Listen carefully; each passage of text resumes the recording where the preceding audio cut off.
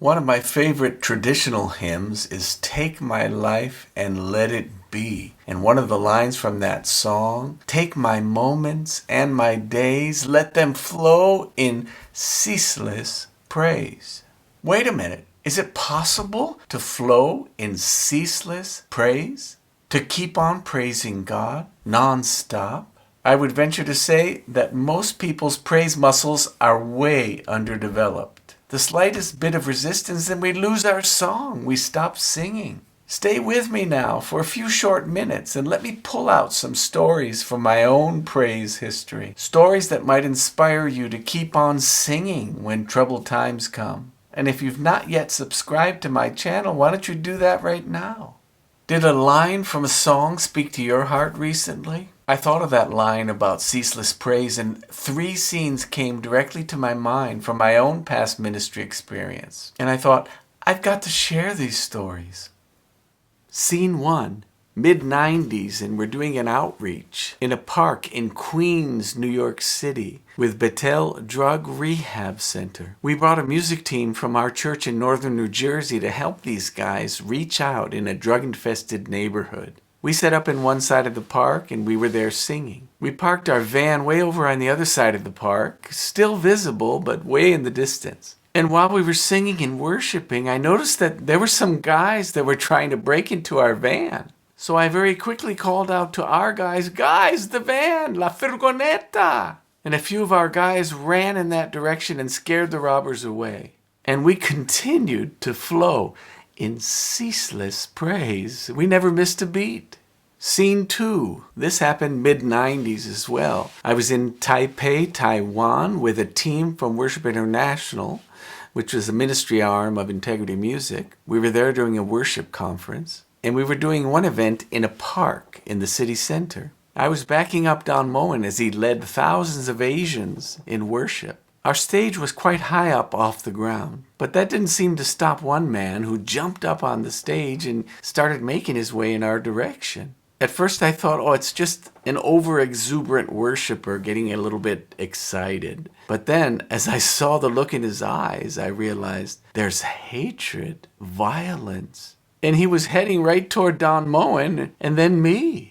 But in an instant, it was like angels just knocked his feet out from under him and he went flat onto the ground. And he was captured by a group of ushers and escorted away. So what did we do? We just continued to flow in ceaseless praise. We never missed a beat. We later found out he was intending to harm Don and then me, in that order. Scene 3. This would have been back in about 1996.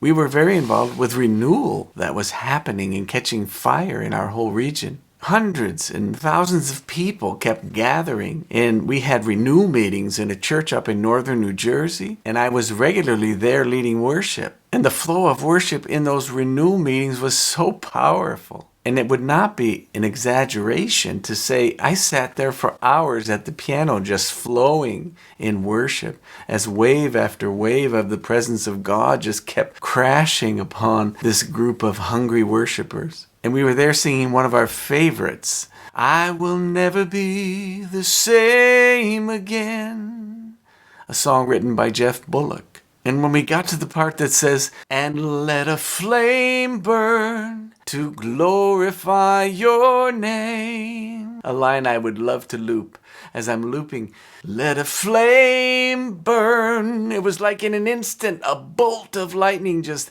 hit me and knocked me from my piano bench over to the side of the piano, over in some plants over by the stage monitor. Serious. It was so powerful. So then what happened? Well, another pianist just kind of slipped in on the bench and kept the flow of worship going. I mean, these kind of things were kind of normal in those Renewal meetings. And about 45 minutes later, I kind of come to and somebody's there preaching at the pulpit, and I get up and kind of brush myself off and go take my seat. Those Renewal meetings were probably the closest I've come to flowing in ceaseless praise. Oh Lord, bring a move of the Spirit again. This generation needs to touch and experience your presence. Hey guys, if we can do this, So can you. You just got to use those praise muscles. You know, they grow as we use them.